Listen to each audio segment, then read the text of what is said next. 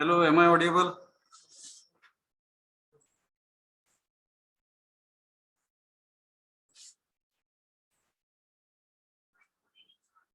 आवाज येतोय का बघा, चेक करा. हॅलो, तुमचा येतोय का बघा? Hello sir. तुमचा नाही येत. नाही सर, ती सकाळपासून प्रॉब्लेम आहे.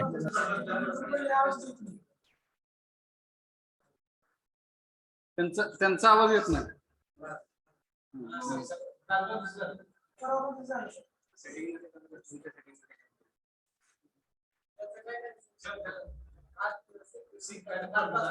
हा, त्याच्या आधी येत होतं का? तुमचं जात आहे त्यांना. Hello, good morning. Good morning sir. ठीक आहे, काय करा तुम्ही, चालू ठेवा. पोरांचा आवाज ऐकू येण्यासाठी फक्त चालू ठेवा. ठीक आहे.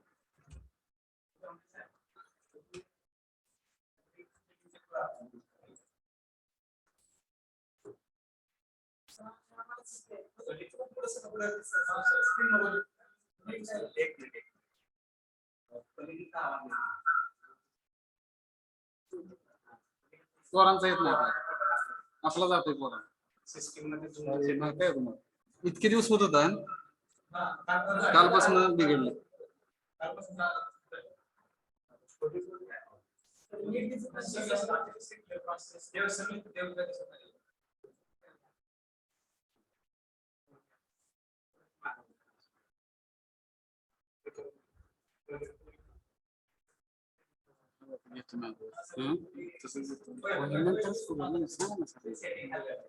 आता सध्या मी घेतो आता लेक्चर. तिथनं आवाज मला पोरांचा येतोय, मी इथनं घेतो असंच ठेवून. इथं ठेवलं की पाय पाय पाय पाय असतं, ते तिथंच राहू द्या.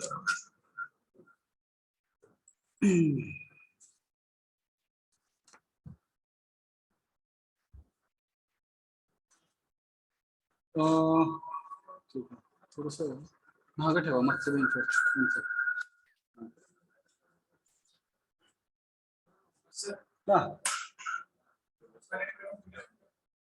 नको, मला ते त्रास होतो ना, मी असंच बरं. आपण आता कुठपर्यंत गेलं बघा, आठवतंय काय बरं का? किंवा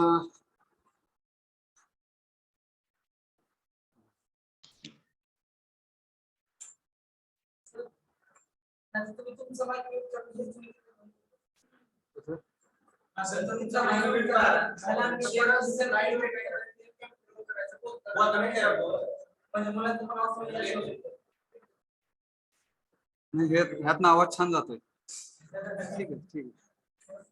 किंवा ते बंद बंद करून टाका. त्यांचं काय आवाज आला काय नाही आला काय, आपलं आपलं आपण घेऊयात. जे ऑफलाईन आहे, ऑनलाईन वाल्यांची जास्त काळजी करत बसली की आपल्यालाच त्रास होतोय. ठीक आहे. ऑनलाईन वाले फक्त माझा आवाज येतोय का बघा. ना जर कुणाला अडचण असेल तर तिकडे हात वर करा. Will it be okay? Hello. Okay sir. Okay sir. Division कुठली आहे? जी,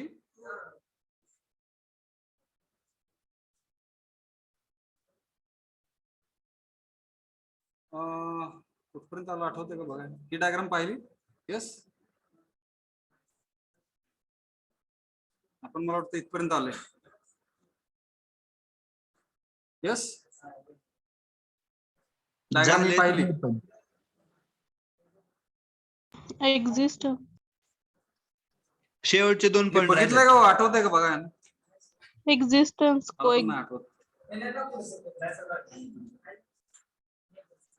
पोरांचा आवाज नाही येत वापस.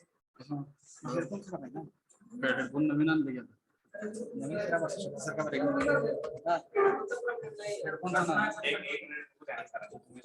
हेडफोन पिन लावले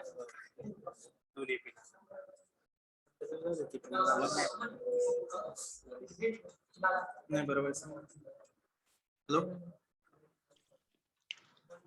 Yes, no sir. Is my voice audible? yes, sir. Yes sir. Yes sir.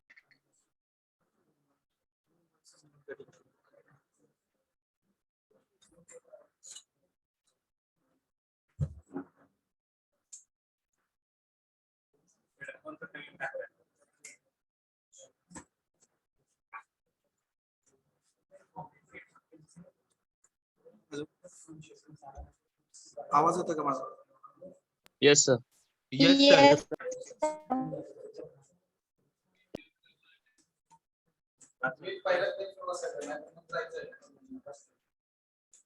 Hello hello, Yes, sir. आवाज येतो माझा? Hello, Yes, sir. Yes, sir. तुमचा म्यूट करा, आवाज बंद करा क्लास मधला. हॅलो,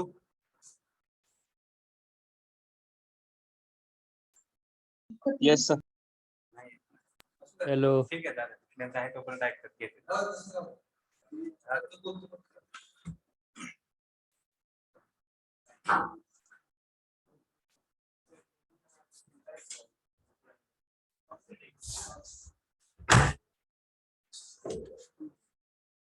वाचलं काय बघा, डेंजर आहे.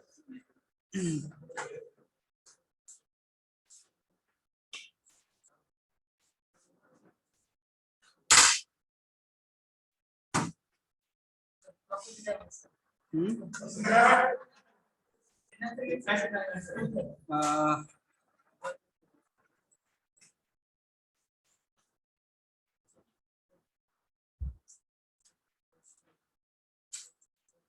कुठे गेलो काय बघा, नोट्स. स्क्रीन दिसते का हो? नाही त्यांना Yes, sir. दिसते.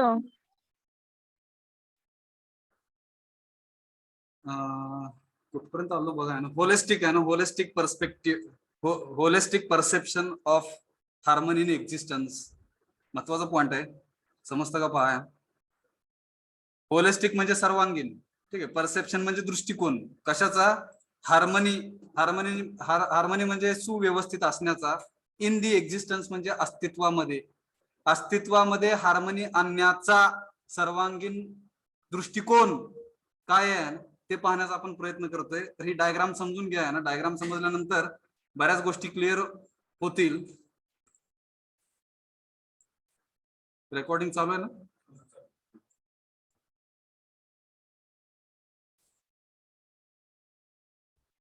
ही पट्टी आली बघा मध्येच झूमची. एक्झिस्टन्स म्हणजे अस्तित्व, बरं का. म्हणजेच ते काय, इज इक्वल टू को एक्झिस्टन्स म्हणजे सहअस्तित्व. Unit submerged in space. Units म्हणजे इकाइया हिंदीमध्ये, ठीक आहे. हे सगळे सबमर्ज्ड आहेत म्हणजे बुडलेले आहेत कशामध्ये, तर स्पेसमध्ये. आणि हे पण पाहिलं आपण, हा जर स्पेस, हे जर स्पेस असेल तर या स्पेसच्या आतमध्ये सारे युनिट्स कुठले हे समजून जर घ्यायचं असेल तर 4 ऑर्डर आपल्याला लक्षात पाहिजेत.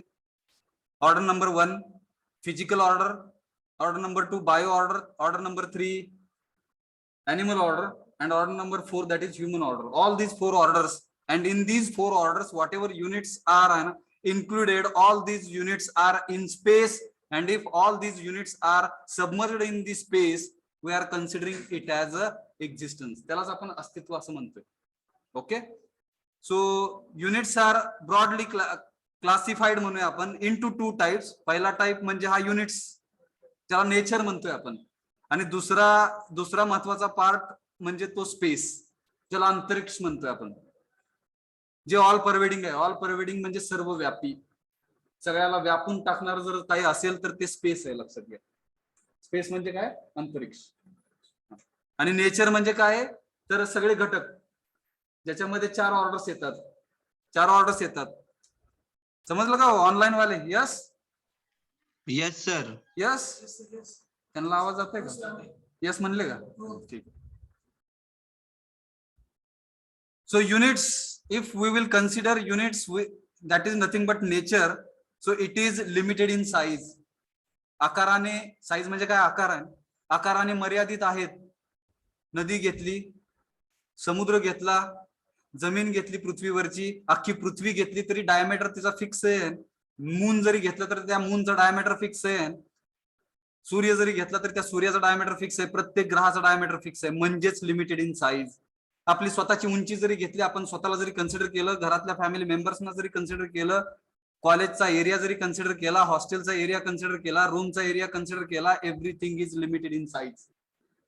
Therefore these all are units. Next point is activity, and in the nature and in all the units you will find different activities are taking place. आणि हे समजून घेण्यासाठी एक एक्झाम्पल देतोय. शेतकरी कुठल्याही ऑर्डर मध्ये येतो, ह्युमन ऑर्डर मध्ये. ठीक आहे. शेतकऱ्याची शेत जमीन कुठल्या ऑर्डर मध्ये येणार? फिजिकल ऑर्डर मध्ये येणार. ठीक आहे, फिजिकल ऑर्डर मध्ये येणार. सीड्स बियाणं म्हणतोय आपण. ठीक आहे, हे कुठल्या ऑर्डर मध्ये येणार? बायो ऑर्डर मध्ये येणार. हा, ह्या तिन्ही ऑर्डरचं इंटरॅक्शन होऊन शेतामध्ये पिकाचं उत्पादन होतं म्हणूया आपण. बघा, म्हणजेच बायो ऑर्डरचं फिजिकल ऑर्डर सोबत इंटरॅक्शन होतंय, म्हणजे काहीतरी ऍक्टिव्हिटी होते दोघांमध्ये. ठीक आहे. ह्युमन ऑर्डरची ऍक्टिव्हिटी होते, म्हणजे शेतकरी तिथे जाऊन काही ऍक्टिव्हिटी करतोय. म्हणून सगळ्या युनिट्स मध्ये आपल्याला ऍक्टिव्हिटीज पाहायला भेटतात, म्हणजेच क्रियाशीलता आहे. All units are activity, all units are active. ते क्रियाशील आहेत, सारे युनिट हे क्रियाशील आहेत. सेल्फ ऑर्गनाइज्ड, नेक्स्ट जो पॉइंट आहे, all units are self organized. सगळे एका व्यवस्थेमध्ये आहेत, सगळे एका व्यवस्थेमध्ये आहेत, म्हणजे सेल्फ ऑर्गनाइज्ड आहेत.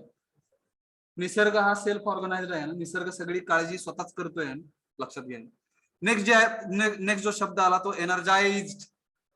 सगळ्या युनिट्स मध्ये तुम्हाला एनर्जी पाहायला भेटेल. All units are having some energy. माणूस म्हणल्यानंतर माणसामध्ये पण काही एनर्जी आहे. ती एनर्जी आपल्याला अन्नातून भेटते, काही वेळेस सूर्याकडून भेटते. असं म्हणतात एलियन्सना सूर्यापासून डायरेक्ट एनर्जी मिळते. एलियन्स हे जेवण वगैरे करत नाहीत आपल्यासारखं, पाणी वगैरे पित नाहीत. ठीक आहे, ते फक्त उन्हामध्ये थांबले थोडस तर त्यांना एनर्जी भेटते, आणि त्या एनर्जीवरती ते अख्खा दिवस जगू शकतात. हिमालयामध्ये असे काही एरिया आहेत जिकडे काही साधू संत राहतात, ते फक्त योगा करतात, जेवण करत नाहीत, 100 वर्ष जगतात. हे प्रपोजल आहे. हे खरंच आहे का? That we will have to verify, validate. तिथे जाऊन आपल्याला बघायला लागेल योगा करून. ठीक आहे, हा समजून घ्या ना. So all units are energized. सूर्याला जर कन्सिडर केलं तर सूर्यामध्ये पण एनर्जी आहे, पृथ्वीला ती मिळते, पृथ्वीमध्ये पण एनर्जी आहे ना. पृथ्वी स्वतःभोवती फिरते, स्वतःभोवती फिरत फिरत सूर्याभोवती फिरते, म्हणजे पृथ्वीमध्ये पण एनर्जी आहे. जमिनीमध्ये पण एनर्जी आहे, जमिनीमध्ये एनर्जी आहे, म्हणजेच त्याला आपण वेगळ्या भाषेमध्ये म्हणतोय सुपीक जमीन, फर्टाईल लँड. जिकडे सुपीक होण्यासाठी पण त्याच्यामध्ये एनर्जी आहे, कस म्हणतो आपण जमिनीमध्ये. येतं का लक्षात? बघा, म्हणजे सगळे युनिट. पाण्यामध्ये पण एनर्जी आहे, टायडल एनर्जी कसली बघा, ज्याच्याद्वारे आपण इलेक्ट्रिसिटी पण प्रोड्यूस करू शकतो. म्हणजे जे काही युनिट्स आहेत, सारे युनिट्स जे 4 ऑर्डर मध्ये भेटतात, त्या 4ही ऑर्डर्स मध्ये असलेल्या युनिट्स मध्ये एनर्जी, म्हणून तिकडे शब्द आला एनर्जाइज्ड. पुढचा शब्द आहे recognise the relationship and fulfils. 4ही ऑर्डर एकमेकांमध्ये ओळखतात. रेकग्नाइज म्हणजे काय? ओळखणे, समजून घेणे. द रिलेशनशिप म्हणजे नातेसंबंध समजून घेतात, अँड फुलफिल्स म्हणजे त्यांची परिपूर्तता सुद्धा करतात. 4ही ऑर्डर एकमेकांमध्ये रिलेशनशिप मध्ये राहतात आणि एकमेकांची परिपूर्तता करतात. हे सारे युनिट्स एकमेकांची परिपूर्तता करतात. त्याच्यानंतर बरं का, आपण फक्त उजवी नाही, डावी साइड आहे. Left side we are understanding एक्झिस्टन्सची लेफ्ट साइड म्हणजे युनिट्स. युनिट्स मध्ये हे पॉइंट्स 4 5 काय बघा. Units are further classified in two types. Main type मध्ये परत एकदा युनिट्सला आपण क्लासिफाय केलेलं आहे. तर ते 2 टाइप काय आहेत? मटेरियल, ज्याला हिंदीमध्ये जड असं म्हणतोय, आणि कॉन्शियसनेस, ज्याला आपण सेल्फ असं म्हणतोय, चैतन्य. दोन्हीमध्ये फरक आहे, समजून घेऊ आपण काय आहे तो. मटेरियल जर कन्सिडर केलं तर आपण 4 ऑर्डर ज्या पाहिल्या त्यातली फिजिकल ऑर्डर आणि बायो ऑर्डर, ह्या 2 ऑर्डर जर असतील तर त्याला आपण मटेरियल असं म्हणतोय. समजून घ्या. फिजिकल ऑर्डर मध्ये कुठलं 2 एक्झाम्पल समजून घेऊ. Soil and water. Soil and water, these are the 2 examples for physical order. All these soil and water are material म्हणूया आपण. हाय मटेरियल, येस मटेरियल आहे ते. बायो ऑर्डर म्हणजे काय? जिकडे तुमचं सगळ्या वनस्पती येतात. वनस्पती येतात बायो ऑर्डर मध्ये, सगळ्या ग्रास, गवत येतं, प्लांट्स येतात, ट्रीज येतात. ह्या 3 जर एक्झाम्पल घेतले तर ते बायो ऑर्डर मध्ये येतात. मग हे पण मटेरियल आहे, हे पण मटेरियल आहे. आता पुढच्या लेवलला जाऊया. टेम्पररी आहे मग हे सारं मटेरियल. हे काय आहे? टेम्पररी आहे. आपल्याला मिळालेलं शरीर हे टेम्पररी आहे.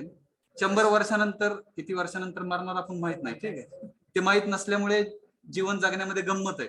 जर आपल्याला कळलं की एवढ्या एवढ्या वर्षानंतर आपण मरणार आहे तर ती जगण्यातली जी काही गंमत आहे ती निघून जाणार आहे. त्याच्यामुळे बघा सुपर नॅचरल पॉवरनी बनवताना आपल्याला असं बनवलेलं आहे की आपल्याला मरणार कधी, आपण संपणार कधी ह्याचं माहित नाहीये. त्याच्यामुळे आपण जगतोय ऍक्च्युली, त्याच्यामुळे खरं जगतोय. ते जर कळलं की 5 वर्षानंतर मी मरणार आहे तर मी आजच मेल्यासारखं असणार आहे, आजच मी मेल्यासारखं असणार आहे. 5 वर्ष पुढची जगण्याची इच्छा माझी संपून जाणार आहे. डिझायर, थॉट्स अँड एक्सपेक्टेशन्स, त्या 3 ऍक्टिव्हिटीज आहेत सेल्फच्या. ठीक आहे, म्हणजेच materials are temporary in nature. Materials are also having the 2 things, that is recognizing and fulfilling. ह्या 2 गोष्टी असतात, त्या ओळखतात. मटेरियल ओळखतं, मटेरियल ओळखतं आणि मटेरियल परिपूर्तता करण्यासाठी पण काम करतं. लक्षात घ्या. फिजिकल ऑर्डर, परत मग मटेरियलला 2 टाइप्स मध्ये क्लासिफाय केलं गेलं, physical order and bio order. त्याच्यामधले आपण फिजिकल ऑर्डर समजून घेतोय आता. ज्याचं एक्झाम्पल काय सांगितलं आपण? Soil and water. तर ऍटम सगळ्यात लहान आहे, ज्याला आपण मराठीत अणू असं म्हणतोय. हायड्रोजन जर घेतला तर एक एक्झाम्पल हायड्रोजन, हा काय झाला? ऍटम झाला. ठीक आहे. मॉलिक्यूल म्हणजे 2 ऍटम एकत्रित येतात, ज्याला आपण रेणू म्हणतो. हायड्रोजनचा एक ऍटम प्लस अजून दुसरा हायड्रोजनचा एक ऍटम एकत्र आल्यानंतर एक H2 चा हायड्रोजनचा मॉलिक्यूल तयार होतो, ज्याला आपण रेणू म्हणतोय, अणु रेणू. ठीक आहे, ऍटम मॉलिक्यूल. नंतर मॉलिक्युलर स्ट्रक्चर आहे. मॉलिक्युलर स्ट्रक्चर समजून घेण्यासाठी ह्याच्यामध्ये जर एखादा ऑक्सिजनचा ऍटम जर येऊन बसला तिकडे तर आपण त्याला म्हणतोय H2O, पाणी तयार होतं मग, ज्याला आपण मॉलिक्युलर स्ट्रक्चर म्हणू. H2O is the molecular structure of water. H2O is molecular structure of water. मग हे मॉलिक्युलर स्ट्रक्चर जे आहेत ते परत 2 कॅटेगरीमध्ये डिवाइड झाले, त्याचे 2 टाईप आले, लंप अँड फ्लुइड. आता लंप म्हणजे जर इंग्लिश अर्थ जर डिक्शनरी मध्ये त्या गुगलच्या पाहिला तर आपल्याला ढेकूळ, ढेकळं, ठीक आहे, मातीची ढेकळं, तसा अर्थ येतो. लंप म्हणजे काय? ढेकळं आहे. त्या ढेकळा अर्थ घेण्यापेक्षा आपण अर्थ काय घेऊया? सॉलिड. आपल्या सायन्सच्या भाषेमध्ये आपल्याला सॉलिड कळतं ना, ढेकळं कळतं का नाही माहित नाही. ठीक आहे, तर सॉलिड म्हणूया आपण. लंप म्हणजे सॉलिड अँड फ्लुइड्स हे 2 टाईप आहेत. फ्लुइड्स म्हणजे काय? which is having the tendency to flow, material which is having the tendency to flow, त्याला वाहण्याची वाहू शकतात. वाहणाऱ्या मटेरियल, वाहण्याची टेंडन्सी असलेल्या मटेरियलला आपण फ्लुइड असं म्हणतोय. फ्लुइडचे परत 2 टाईप इकडे दिलेले नाहीयेत. कुठलं ते? Liquid and gases. Liquid and gases. Liquid and gases, these are the 2 types of fluids. Liquid पण वाहतं आणि गॅस पण वाहतो. सॉलिड वाहतं का नाही माहित नाही. ठीक आहे, समजून घ्या. सॉलिड वाहतं का नाही माहित नाही. त्याच्यामुळे हे लिक्विड गॅसेस. आता पुढच्या लेवलला जातोय आपण. हे सगळं आहे, लिक्विड, गॅसेस आणि सॉलिड एकत्र आल्यानंतर एक काय तयार होतो? सेल तयार होतो. सेल, पेशी, ज्याला बायो ऑर्डर चालू झालं इकडे. समजून घ्या. अमिबा, एक पेशी. काय येते? प्राणी का वनस्पती? अमिबा काय? एक पेशी प्राणी आहे का वनस्पती? प्राणी आहे मला वाटतं. वनस्पती एक पेशी आहे का कुठली? पॅराशियम का ते मल्टी काय बघा ना, आठवतं काय बघा? पॅराशियम, पॅरामुशियम याच असल्यामुळे. ठीक आहे, एक सेल म्हणजे एक पेशी. अनेक पेशी एकत्र आल्यानंतर एक प्लांट तयार होतं, ज्याला आपण झाड, पेड पौधे म्हणतो आपण. ठीक आहे, हिंदीमध्ये पेड पौधे, वृक्ष, पेड पौधे, ट्रीज. ठीक आहे, इथपर्यंत आलो आपण. ठीक आहे, त्याच्यानंतर काय होतं बघा, ऍनिमल आणि ह्युमन ऑर्डर साठी काय म्हणतोय पहा. ऍनिमल आणि ह्युमन ऑर्डर साठी कॉन्शियसनेस येतो इकडून. कुठून? इकडून. युनिट्स, हे जे काही युनिट्स आहेत, दुसरा पार्ट उजवी साइड ही जी काही आहे कॉन्शियसनेस, ज्याला चैतन्य म्हणतोय आपण, हे चैतन्य बघा इकडे एरो दाखवला, हे चैतन्य इकडे आलं आणि इकडून अॅनिमल ऑर्डर इकडून आली आणि अॅनिमल ऑर्डर तयार झाली इकडे. म्हणजे पेशी एकत्र येऊन अॅनिमल बॉडी होण्यासाठी, अॅनिमल बॉडी म्हणजे काय? अॅनिमल बॉडी म्हणजे काय? मटेरियल आहे ते. अॅनिमल बॉडी म्हणजे मटेरियल आहे. मटेरियल इकडून आलं आणि इकडून त्या मटेरियल मध्ये जीव आला. जीव आला म्हणजे चैतन्य आलं. चैतन्य आलं म्हणजेच कॉन्शियसनेस आला, ज्याला आपण सेल्फ असं म्हणतो. स्पिरिट, सोल, आत्मा जे काय आहे का नाही बघा ते काय. तर ती पॉवर, ही सुपर नॅचरल पॉवर आहे, ती जर ह्या अॅनिमल बॉडीमध्ये आली, अॅनिमल बॉडीमध्ये आली, इकडून अॅनिमल बॉडी जे पेशींनी बनलेलं आहे आणि इकडून कॉन्शियसनेस आला, इकडे दोघांचं प्लस प्लस झालं, एकत्रित आलं आणि अॅनिमल ऑर्डर तयार झाली. काय अडचण? अॅनिमल ऑर्डर कशी तयार झाली? इकडून मग पुढच्या लेवलला ह्युमन बॉडी, मानवी शरीर, आणि इकडून चैतन्य आलं म्हणजे सेल्फ आला.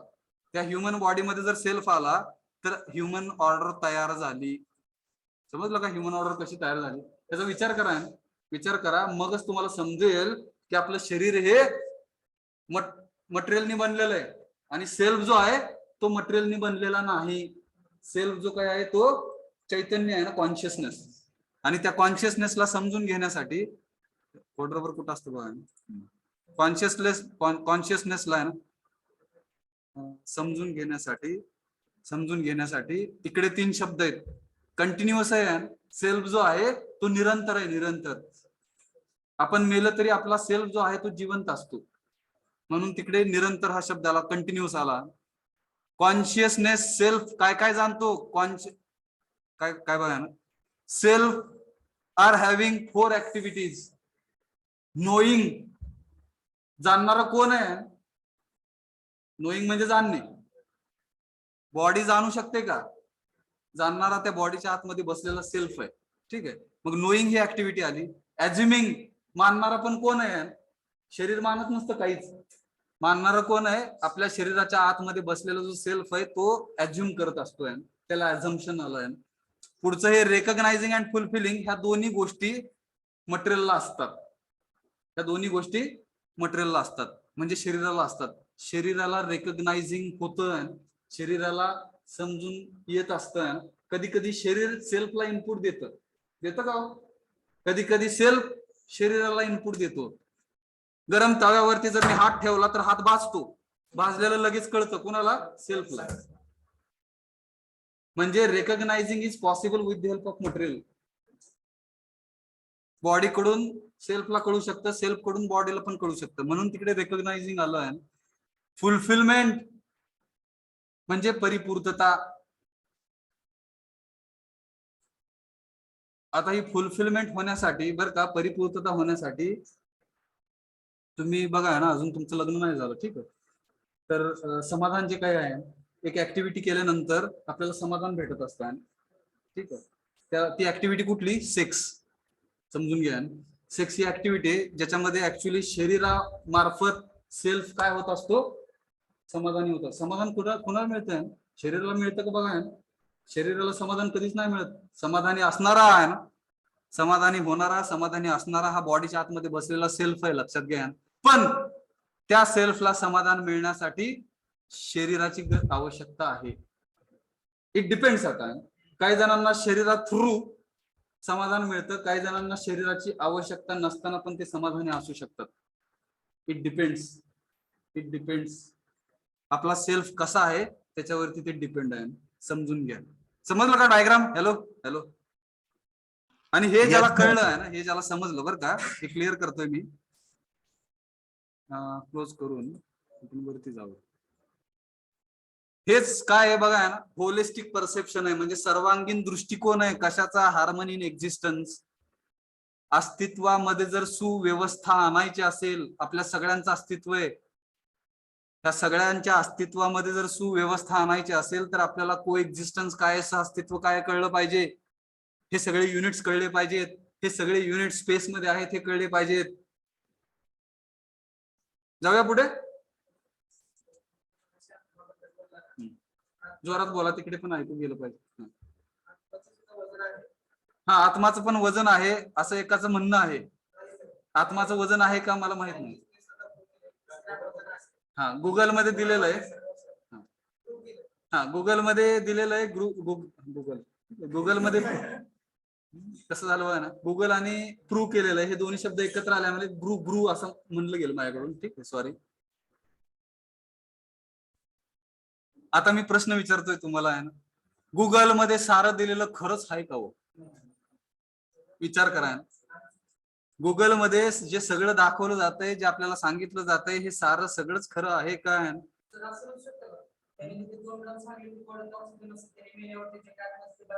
काही पण असू शकेल. नोबडी नोज, कोणालाच नाही माहित.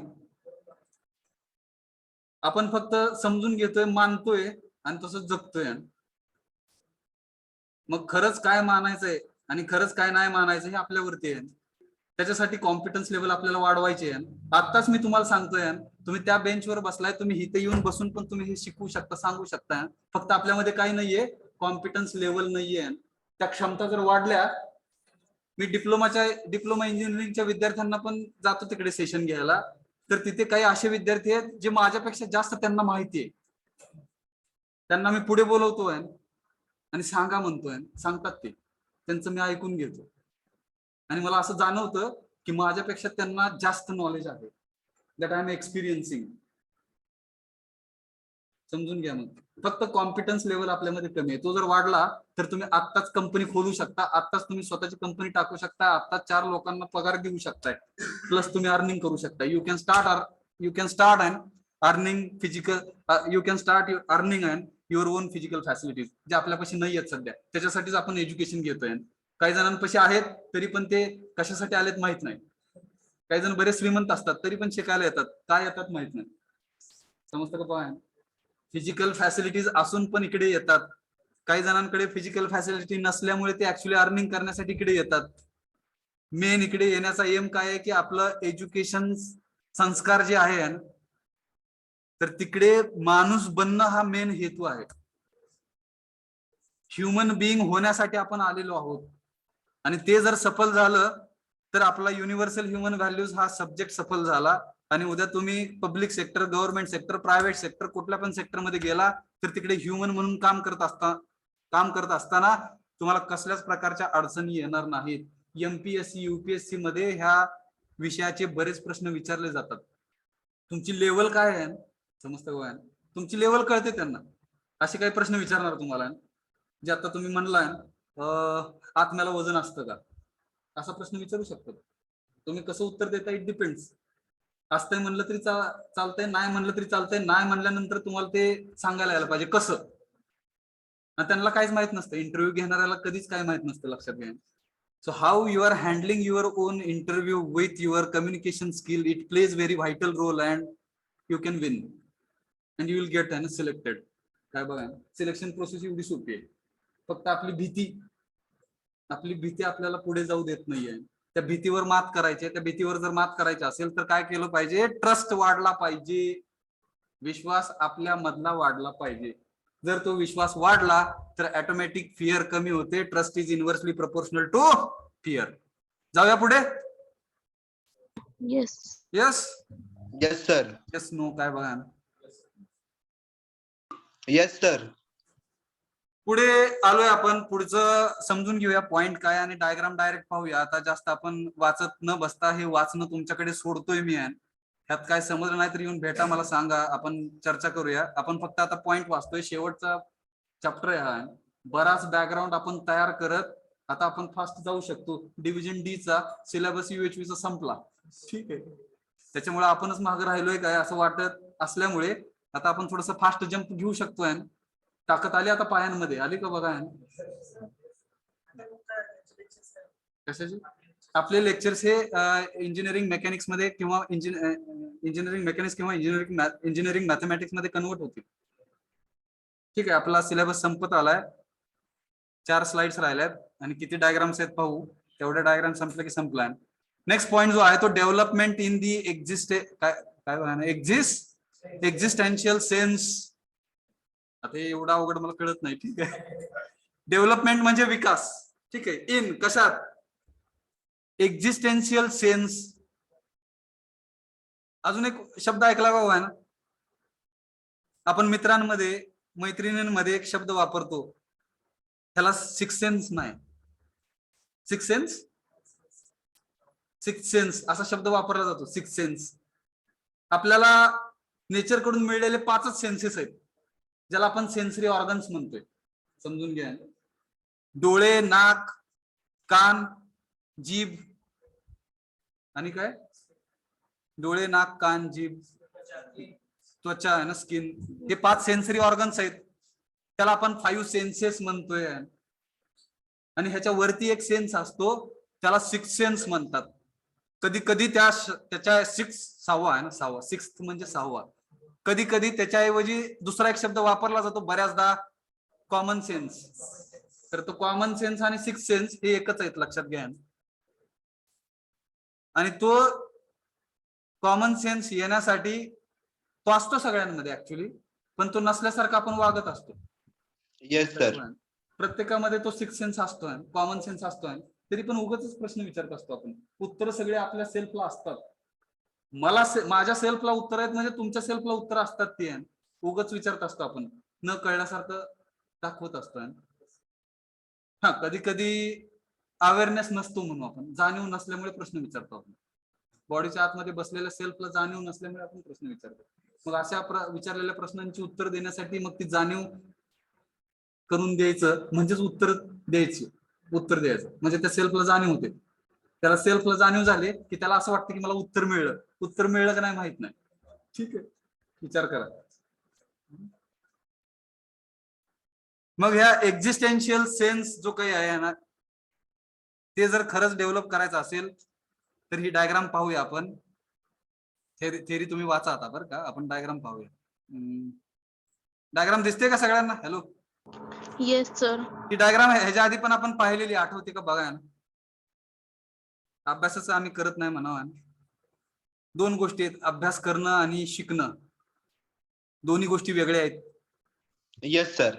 12वी पर्यंत फक्त तुम्ही अभ्यास केलेला आहे, लक्षात घ्या. 12वी नंतर जे काही प्रोफेशनल एज्युकेशन घ्यायला जातो आपण, मेडिकल असेल, इंजिनिअरिंग असेल, लॉ असेल, अजून वेगवेगळे क्षेत्र असतील, तर ह्या साऱ्या क्षेत्रांमध्ये अभ्यास करणं महत्वाचं नाही. आता अभ्यासाच्या पुढच्या लेवलला जाणं महत्वाचं आहे. ते अभ्यासाची पुढची लेवल म्हणजे शिकणं आहे. शिकणं आहे, ज्याला आपण लर्निंग असं म्हणतोय. स्टडी आणि लर्निंग, स्टडिंग आणि लर्निंग ह्याच्यामध्ये फरक आहे. G2 बॅचला मेंटर मेंटी सेशन मध्ये आम्ही ह्याच्यावरती चर्चा केली. ती जर कधी वेळ मिळाला तर अख्ख्या डिव्हिजन जी साठी चर्चा करूया. आपला सिलेबस झाल्यानंतर तेवढा एक पॉईंट घेऊया ना, स्टडी आणि काय लर्निंग मध्ये. आयुष्याच्या शेवटच्या श्वासापर्यंत जर करायचं काय असेल तर अभ्यास नव्हे, तर ते लर्निंग करायचंय. लर्निंग म्हणजे शिकणं आहे, लक्षात घ्या. आणि शिकण्यासाठी अभ्यास थोडासा करायला लागतो, हे गृहीत आहे. शिकण्यासाठी थोडासा अभ्यास करायला लागतो, हे ऍज्युम आहे. तुम्ही म्हणणार नुसतंच आम्ही शिकतो, अभ्यास नाही करत, तर ते शिकणं तसं होत नाही.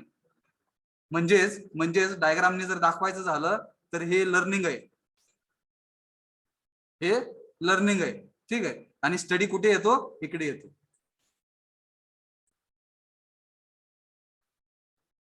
समजलं का बघा? लर्निंग जर हे असेल तर हे सबसेट आहे. स्टडी हा पार्ट आहे. म्हणजे लर्निंग होण्यासाठी स्टडी करणं गरजेचं आहे, कंपल्सरी आहे.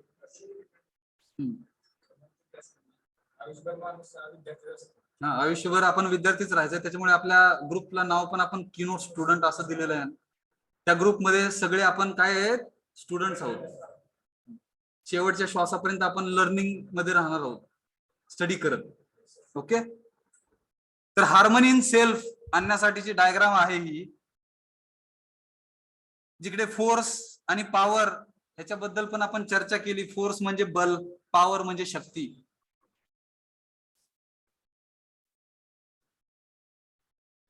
आणि शक्ती जर समजून घ्यायचं असेल mathematically, power is equal to work upon time. Yes. Hello. Yes sir. मग एखाद्या ह्युमन बिईंगला जर आपण पॉवरफुल म्हणायचं असेल तर कसं म्हणायचं? त्या एक्सप्रेशन कडे बघून आपण म्हणू शकतो, समजा एखादा व्यक्ती 10 काम करत असेल 2 तासामध्ये, तर आपल्याला 5 पॉवर मिळली. 5 ही पॉवर असं समजू आपण. ठीक आहे. जर समजा मी काय म्हणतोय बघा, समजा मी जो हा डिनॉमिनेटर आहे टाइम 2 आवर्सचा, त्या डिनॉमिनेटरला मी 10 काम करण्यासाठी 1च तास लावला, तर माझी पॉवर काय झाली हो? 10 झाली. थोडक्यात एखादं वर्क करण्यासाठी जर मला टाइम कमी लागत असेल तर मी पॉवरफुल आहे. समजतं का? पहा, समजतं का? पहा. यस. काही जण म्हणतात तिकडे time is money, money is time. विचार करा मग, विचार करा मग. हे पण मी बरंच काय असं लिहिलेलं आहेत बरं का, असले काही एक्सप्रेशन्स जे आपल्या इंजिनिअरिंग मध्ये आहेत आणि UHV मध्ये असे कन्वर्ट करून मिक्स करून काय तर तिसरेच एक्सप्रेशन. ठीक आहे. असं म्हणतो आपण टाइम इज मनी. मग हे पॉवरला मी असं लिहिण्याचा प्रयत्न करतोय, वेळा चुकीचा असला तर माफ करा.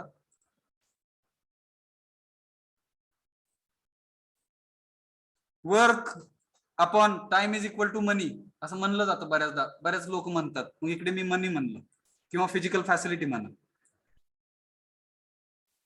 मग जर एखादं काम करण्यासाठी मनी जर मी कमी केला, काय म्हणतोय बघा, एखादं जर काम मी करण्यासाठी त्या कामाला काही पैसा लागतोय असं समजा, ते काम करण्यासाठी काही पैसा लागतोय. जर ते पैसा मी कमी केला आणि काम जास्त केलं तर obviously again I am powerful person. Yes sir. वाटतंय का? बघा, हे माझं स्वतःचं वैयक्तिक वाटणं आहे. हे तुम्हाला पण असं वाटत असेल तर आपल्या दोघांच्या वाटण्याला अर्थ आहे. ठीक आहे. Yes sir. यस. ऑनलाईन वाले तर डाव्या साईडला इकडे फोर्स, पॉवर असले काही शब्द आहेत, बल, शक्ती म्हणलेलं आहे. उजव्या साईडला काही ऍक्टिव्हिटीज आहेत ज्याला आपण क्रिया म्हणतोय. डाव्या साईडला काय म्हणलं बघा ना, राईट अंडरस्टँडिंग इन सेल्फ. आपल्या बॉडीच्या आतमध्ये असलेला जो सेल्फ आहे त्याला योग्य समज येण्यासाठी फोर्स आणि पॉवर लागतात. लागतात का ह्याचा विचार करा. इथे म्हणलेलं आहे म्हणून लागत असतील तर असं समजून घेतोय आपण. ठीक आहे. खरंच लागतात का विचार करा. आणि मग योग्य समज आणि योग्य समज, ठीक आहे, आपल्या बॉडीच्या आतमध्ये येण्यासाठी फोर्स आणि पॉवर लागतात. आणि त्याचं आउटपुट म्हणजे रिअलायझेशन आहे. समज जी म्हणतो आपण, अंडरस्टँडिंग जी म्हणतो ही ऍक्टिव्हिटी आहे. समजणे ही काय आहे? ऍक्टिव्हिटी आहे. ऍक्टिव्हिटी आहे. मी काहीतरी तुम्हाला सांगतोय, तुम्हाला समजतंय. मी काहीतरी सांगितल्यामुळे समजतंय. सांगणे ही ऍक्टिव्हिटी आहे आणि समजणे ही सुद्धा ऍक्टिव्हिटी आहे. ही समजणे ही ऍक्टिव्हिटी बॉडीच्या आतमध्ये असलेल्या सेल्फला आहे. शरीराला समजतं का? तुमचं शरीर हात समजून घेतंय का? समजून घेणार कोण आहे? आतमध्ये बसलेला सेल्फ आहे. ठीक आहे. मग रिअलायझेशन म्हणजे ह्याला एक्सपिरियन्स म्हणू आपण, दुसरा शब्द अनुभव. मग परवा बरं का, कुणाल कापसे आपल्या डिव्हिजन G मध्ये आहेत, त्यांनी एक वाक्य सांगितलं, अनुभव हे अनुभवावे लागतात. सुंदर वाक्य होतं ते. कोणाचं आहे बघा. आता सध्या बरं का बरेच अशी छान छान वाक्य असतात, एकमेकांच्या माथ्यावरती मारली जातात. आता खरंच हे वाक्य ते जे कोण होऊन गेलेली लोक असतात त्यांनी खरंच ते म्हणलेलं आहे का माहित नाही आपल्याला. त्याच्यासाठी भविष्यामध्ये ब्लॉकचेन टेक्नॉलॉजी येणार आहे. आज एखादं केलेलं काम हे मी केलं असं सांगितलं तर लोक विश्वास ठेवतात, यस तुम्हीच केलं. पण जर काही लोक असे असतात, मी हे काम केलेलं नाही तरी पण मी सांगत असतो मी हे काम केलंय, लोक विश्वास ठेवत असतात आणि त्याच्यावर दुनिया पळत असते. हे चुकीचं आहे, लक्षात घ्या. त्याच्यासाठी भविष्यामध्ये Web3 टेक्नॉलॉजी यायला लागली आहे. थोडस सांगूया आपण. Web 1 सांगितलं की हे, Web 2, Web 3 ह्या 3 टेक्नॉलॉजी आहेत सध्या अस्तित्वात. आमच्या काळामध्ये आम्ही ह्या तिन्ही पाहिलेल्या आहेत. आम्ही तिन्ही, आमचा काळ म्हणजे मी ज्या इंजिनिअरिंग मध्ये असताना विद्यार्थी म्हणून आणि आता थोडंफार जे काही वर्षांचा एक्सपिरियन्स आहे त्याच्यामध्ये मी ह्या तिन्ही टेक्नॉलॉजी पाहण्याचा योग आलेला आहे मला. तुमचं माहित नाही मला, तुम्ही समजून घ्या. Web 1 टेक्नॉलॉजी आहे where all internet users they got one access. तो ऍक्सेस कुठला? रीडचा, वाचण्याचा अधिकार मिळला गेला इंटरनेटवरती. वाचण्याचा फक्त अधिकार मिळाला आहे ना सुरुवातीच्या काही काळामध्ये, तुम्ही इमॅजिन करा, तुमच्या वडिलांना किंवा आजोबांना वगैरे विचारा, वडिलांनाच विचारा मला वाटतं, तर ते म्हणतील की यस, वेब 1 टेक्नॉलॉजीमध्ये फक्त गोष्टी वाचण्याचा अधिकार होता अख्ख्या जगाला.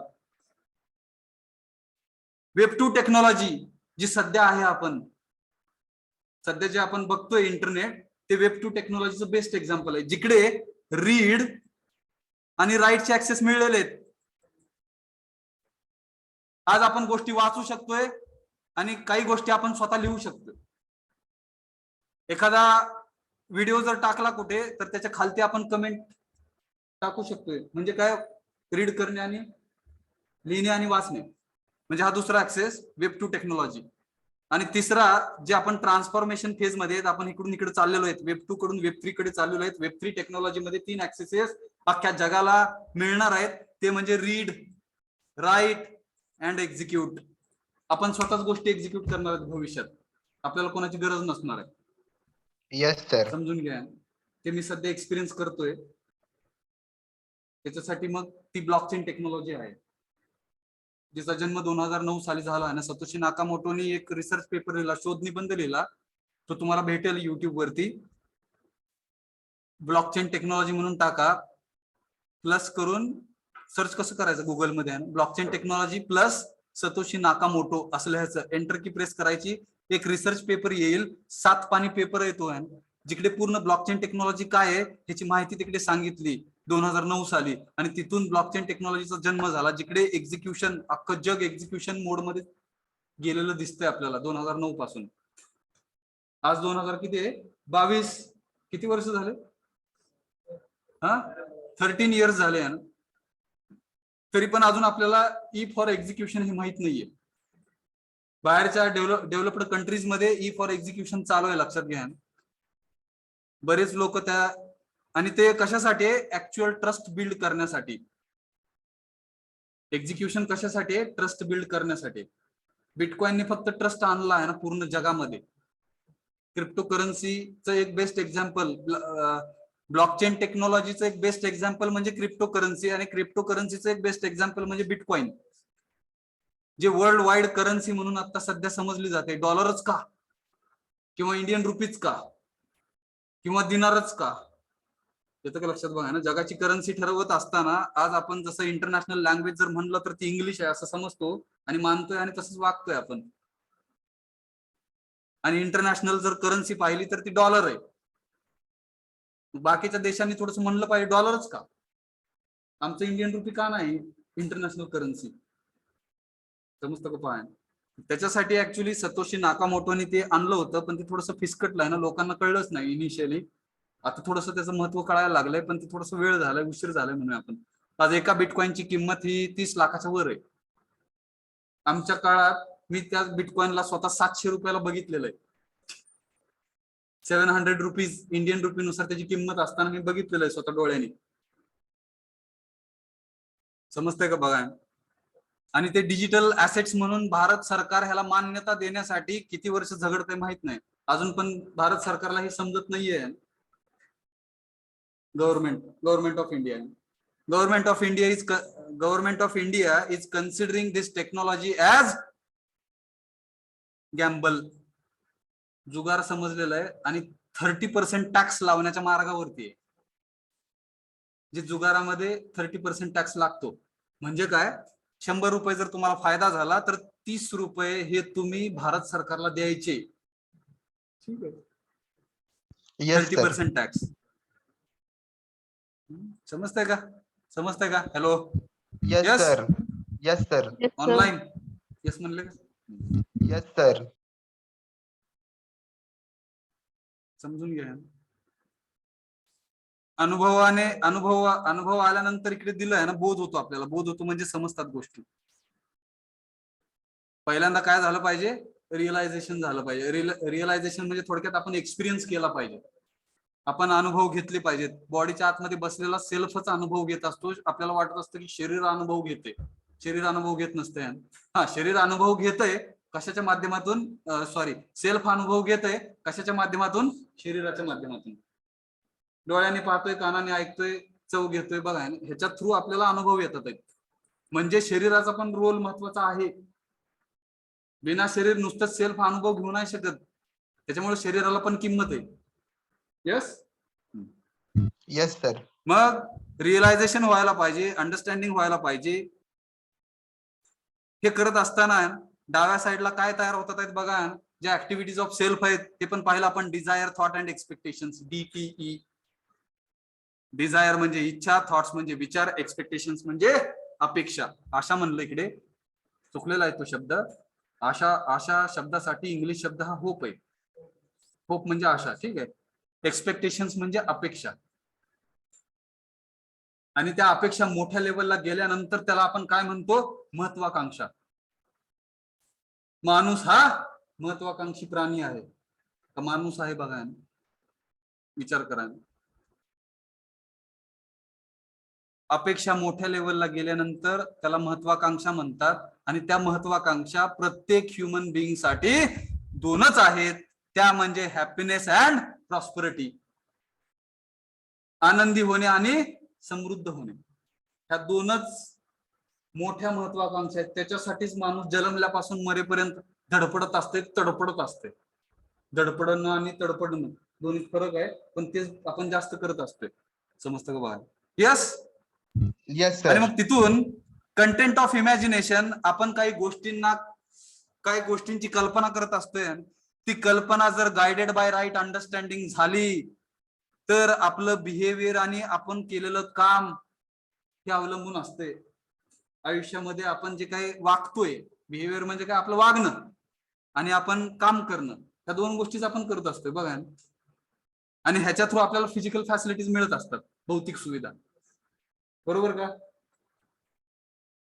परवा आपल्या किनो स्टुडंट वरती सायली भोसले यांचा एक सेशन झाला, ज्यांनी TCS मध्ये 1 वर्ष आणि 4 महिने काम केलं आहे. तर त्यांच्या एक्सपिरियन्स मधून, बोलण्यामधून आपल्याला एक गोष्ट कळली का? पहा, 14 मार्क हे कंपनीमध्ये काम करत असताना तुमच्या वागण्याला आहेत. अप्रेझल जर करायला गेला तुमचा मॅनेजर, तर तो काय करत असतो? तुमचं वागणं कसं बघत असतो. समजलं का? Yes, sir. बिहेवियर म्हणून आपण. आणि वर्क म्हणजे काय? तुम्ही काम काय करताय. ह्या दोघांमुळे ऍक्च्युअली इमॅजिनेशन होत असते.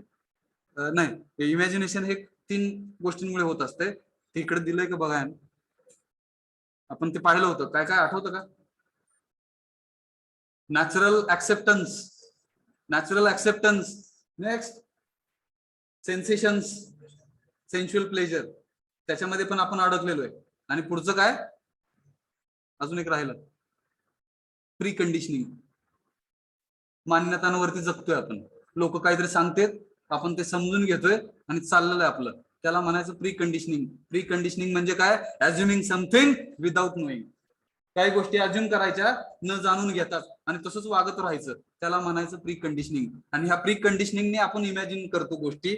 आपल्याला 5 इंद्रियांकडून येणाऱ्या सेन्शुअल प्लेजर मधून आपण काही गोष्टींना इमॅजिन करतो. ह्या 2 टाईपच्या इमॅजिनेशन वरती कंट्रोल आपला बॉडीनी, सेल्फने आपला आणला पाहिजे. आणि तो जर आला तर मग आपलं जे इमॅजिनेशन आहे ते फक्त कशाने चालू होईल? नॅचरल ऍक्सेप्टन्सनी चालू होईल. नैसर्गिक स्वीकृतीनुसार ज्या गोष्टी योग्य आहेत त्याच्यानुसार आपण इमॅजिन करायला चालू करणार आहोत. आणि हे सर्व केल्यानंतर ऑब्व्हियसली निरंतर सुख आपल्याला भेटेल.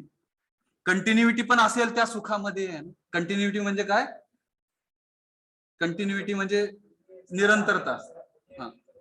सातत्य. हा, करेक्ट, सातत्य. निरंतर आणि सातत्यता पण येणार आहे. ऑफ हार्मनी म्हणजे सुव्यवस्थित असण्यासाठी. मग इकडे म्हणलं ना, निरंतर सुख, संगीतमय. हार्मनी म्हणजे संगीत असा शब्द घेतला इकडे. व्यवस्था में जीना है. ज्या 4 ऑर्डर आहेत, human order, bio order, animal order आणि कुठले बघा, फिजिकल ऑर्डर आहे. Physical order, bio order, animal order आणि human order. These are the 4 orders. ह्या 4 ऑर्डर्स मध्ये जगणं, त्याला आपण जिना असं म्हणलेलं इकडे. जिना म्हणजे आपल्या घराचा जिना नव्हे, ठीक आहे, जिना. ठीक आहे, जिना. यस, समजलं का हो? Online. Yes sir. Yes. Hello hello, समजलं का? समजलं का? यस म्हणले का? Hello hello, yes sir. समजलं का? Sir. Yes, sir. येस म्हणतात का नाही का? ठीक आहे. आपल्याकडे 6 मिनिट आहेत बरं का. 6 मिनिटांमध्ये एवढी डायग्राम आपण समजून घेतोय आणि थांबतोय आज. राहिलेले मग 3 स्लाइड्स आहेत, त्याच्यामध्ये 2 डायग्राम आहेत. 2 डायग्राम बघितले की आपलं युएचव्ही संपेल. पुढच्या लेक्चरला फिक्स आपलं युएचव्ही संपेल. ओके. तर ह्या डायग्राम मध्ये काय दिलंय ना, last 5 minutes please concentrate on this image आहे ना. व्हॅल्यू, व्हॅल्यू म्हणजे काय हो? मूल्य. कसं आहे बघा, थोडक्यात सांगतो मी. आपला जो कीनोट स्टुडंट आहे ना, त्याचा आपल्याला करायचं काय आहे, व्हॅल्यूज प्लस स्किल्स म्हणजे कौशल्य. ह्या दोघांनी आपल्याला आणायच्यात फिजिकल फॅसिलिटीज, भौतिक सुविधा. ठीक आहे. फिजिकल फॅसिलिटीज इथे मी लिहित नाहीये, तुम्ही समजून घ्या. फिजिकल फॅसिलिटीज, फिजिकल फॅसिलिटीज मध्ये मग बऱ्याच गोष्टी येतात. जमीन येते, गाडी येते, बंगला येते, तुमचं अजून काय बघा ना, दागिने येतात, पैसे येतात, ज्याला पाहिजे ते. फिजिकल फॅसिलिटीज म्हणजे सगळं काही मटेरियल. तुम्हाला मटेरियल आणायचं असेल, व्हॅल्यूज पाहिजे, स्किल्स पाहिजे, त्या दोघांना एकत्रित आणून आपण फिजिकल फॅसिलिटीज भविष्यात मिळवता येतील का हे बघणार आहे. ठीक आहे. असा आपला प्रवास आहे, चाललोय आपण. पण समज किती जणांना येते माहित नाही ह्याची. ह्याच्या पुढे हे सगळं होण्यासाठी काय पाहिजे हो? राईट अंडरस्टँडिंग अँड इकडे आलेलंच आहे प्लस 9 व्हॅल्यूज. 9 व्हॅल्यूज समजलं का? ऑब्विसली फिजिकल फॅसिलिटीज येणार. असं स्वप्न आपण कीनोट स्टुडंटच्या माध्यमातून आपण साऱ्या मेंबर्सनी पाहिलेलं आहे. ते पूर्ण होणार का नाही हे आपल्या सगळ्यांच्याच हातात आहे. ठीक आहे. आपण ह्याला क्लिअर करून डायग्राम काय समजून घेऊयात. Value of A unit. मग एखाद्या युनिटची व्हॅल्यू, ते युनिट म्हणजे काय असू शकते? चारही ऑर्डर मध्ये असलेले घटक. Bio, physical order, bio order, animal order and human order. ह्या चारही ऑर्डर मध्ये वेगवेगळे घटक आहेत. युनिट्स, त्याला आपण युनिट्स म्हणतोय. प्रत्येक युनिट्सला व्हॅल्यू आहे. आज माती घेतली तर शेतकऱ्याला ती व्हॅल्यू आहे, व्हॅल्युएबल आहे ती माती आहे. पाणी घेतलं तर जिकडे राजस्थान सारख्या एरियामध्ये गेलं तर पाण्याला किती किंमत आहे बघा. आपल्याला माहित नाही, आपण वाहत बसलोय पाणी, इकडे ओतून टाकलेलं आहे. जिकडे ज्या गोष्टींची स्कार्सिटी म्हणजे उपलब्धता कमी असते, तिथेच त्या गोष्टींची किंमत असते. समजतं का बघा?